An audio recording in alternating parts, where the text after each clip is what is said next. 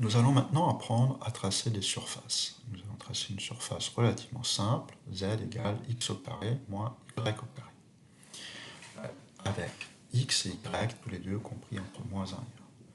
Nous allons commencer par simplement tracer une version très simple avec 9 points.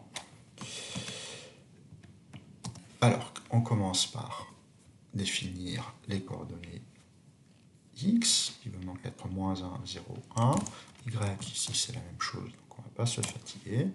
Et ensuite, on va créer la grille, ici, avec la fonction meshGrid, de tous les points dont une des coordonnées est moins 1, 0, 1, et l'autre, la même chose. Voilà le rôle de la fonction meshGrid.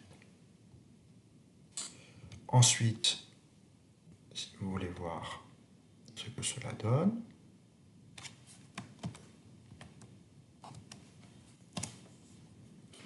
nous allons afficher x et y, et puis z va être simplement x au carré moins y au carré. Et on a encore, je rappelle, chaque coordonnée de x au carré, chaque coordonnée de y au carré. On fait un grand vecteur avec tout ça. Et nous allons ensuite demander de tracer tout cela. Donc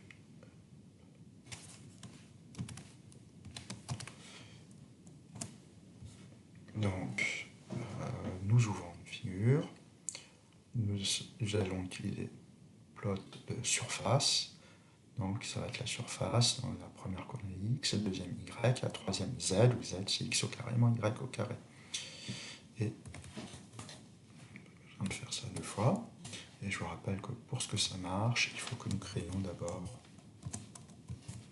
le fichier fig.pdf. Nous exécutons le programme. Donc vous voyez que ça c'est x, moins 1, 0, 1, moins 1, 0, 1, etc.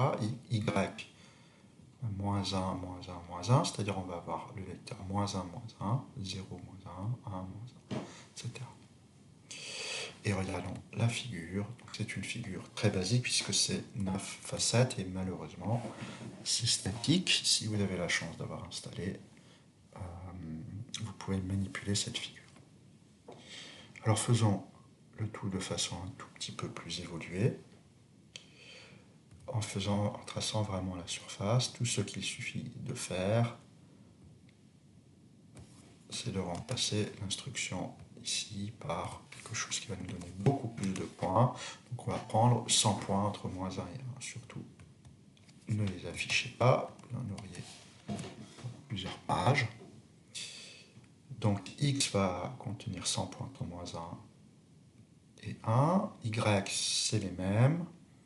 Et ensuite, on va créer une grille avec toutes les combinaisons possibles, donc 100 fois 100, c'est-à-dire 10 000 points. Et on va tracer la même figure, mais cette fois-ci avec 10 000 petites facettes. Regardons ce que ça donne. Ça va prendre un tout petit peu de temps. Voilà. Et donc vous voyez que c'est un joli point sel ou un col. Donc vous allez avoir x au carré dans un sens, moins y au carré dans l'autre, et donc vous avez un point sel là. Et voilà pour tracer en 3D, et nous allons maintenant passer aux exercices dans la vidéo suivante.